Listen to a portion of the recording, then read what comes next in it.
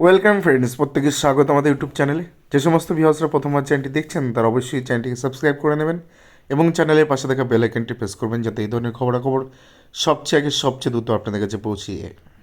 তো কিছুদিন আগে আমাদের তরফ থেকে, আমাদের চ্যানেলের তরফ থেকে আমরা একটা ইনিশিয়েটিভ নিয়েছিলাম যেখানে আরটিআই কী করে করবেন এবং কত টাকা লাগবে, অর্থাৎ 10 টাকা দিয়ে কী করে আরটিআই উত্তর আপনি পেতে পারেন, তার উপর বেস করে দুটি ফরম্যাট আমরা রেডি করে দিয়েছিলাম। একটি ডিপিএসসিতে এবং একটি হচ্ছে প্রাথমিক শিক্ষা পর্ষদে। আমরা দুটো ফরম্যাট দিয়ে আমরা ছোট্ট দুটো ভিডিও বানিয়েছিলাম, তার উপর বেস করে একাধিক পদপ্রার্থী তারা আরটিআই করেন আমাদের এই ভিডিও দেখার পরে, এবং একাধিক রিপ্লাই, বিভিন্ন জেলার রিপ্লাই আমাদের কাছে তারা পাঠাচ্ছেন।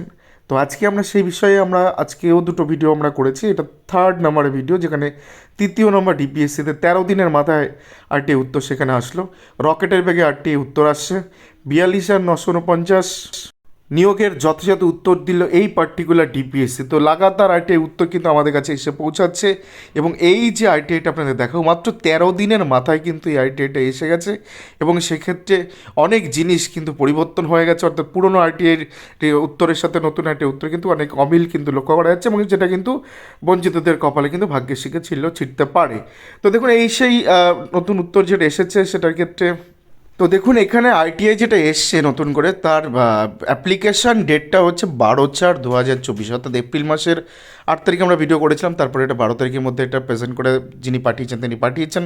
তো 12/4 অর্থাৎ এপ্রিল মাসের 12 তারিখে তিনি এটা পাঠিয়ে দিয়েছেন ডিপিএসসিতে।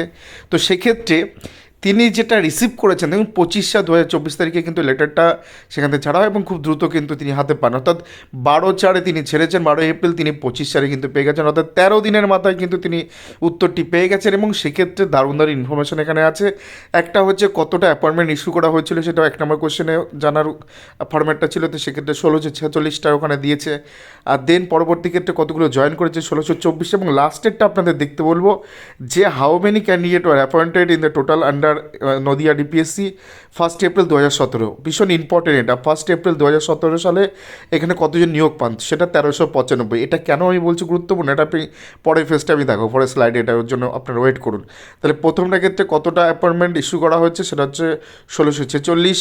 আর সেক্ষেত্রে অ্যাপয়েন্টমেন্ট নিয়ে রিসিভ মানে চাকরিতে যোগদান করেছে 1624। আর ইম্পর্টেন্ট যেটা, এটা 4/2/2019 এটা লাস্ট নিয়োগ পেয়েছে। তো আপনারা জানেন যে 18 সালে প্যানেল এক্সপায়ার করার পরেও কিন্তু এই ডিস্ট্রিক্টে নিয়োগ হয়েছে। এবং এরপরে চলে আসি যে বিষয়টা, সেটা হচ্ছে দেখুন, এই যে এটা আমাদের পুরনো একটি আরটিআই। তো পুরনো একটি আরটিআই বেসিসে তখন তারা উত্তর দিয়েছিল 1646টা তারা জয়েন করেছে। বাট এই ক্ষেত্রে মানে তারা অ্যাপয়েন্টমেন্ট ইস্যু করেছে, তার সেকেন্ড কোশ্চেনটা সেখানে ছিল না। তো 1624টা জয়েন করেছে। তো সেক্ষেত্রে আগে আমরা 71টা অ্যাজাম্পশন করছিলাম যে 171টা হয়তো সেক্ষেত্রে অতিরিক্ত নিয়োগ হচ্ছে, বাট সেটা নয়। অ্যাকচুয়ালি আমাদের যে ফর্মেটটা আমরা রেডি করেছিলাম তাতে করে এই অ্যান্সারটা আমরা ক্লারিফাই করে নিয়েছি। 1624 জন জয়েন করেছে, অ্যাপয়েন্টমেন্ট ইস্যু হয়েছে 1646। তাহলে সেক্ষেত্রে নোটিফাইড ভ্যাকান্সি দেখুন, একটা 1327 প্লাস 148 দুটো মিলে 1475টা ভ্যাকান্সি। তো 1624টি নিয়োগ করলে 149টা, 171-এর বদলে অতিরিক্ত নিয়োগ করেছে এই নদিয়া ডিপিএসসিতে 149টা। এবং এখানে যে গুরুত্বপূর্ণ বিষয়টা রয়েছে, এই যে 1 এপ্রিল 2017 সালে যেটা দেখালাম, সেটা হচ্ছে তিনটে প্যানেল। প্রথম ইনিশিয়াল 3টে প্যানেলের যে নিয়োগটা আছে সেটা কোথাও কি ঠিকঠাক।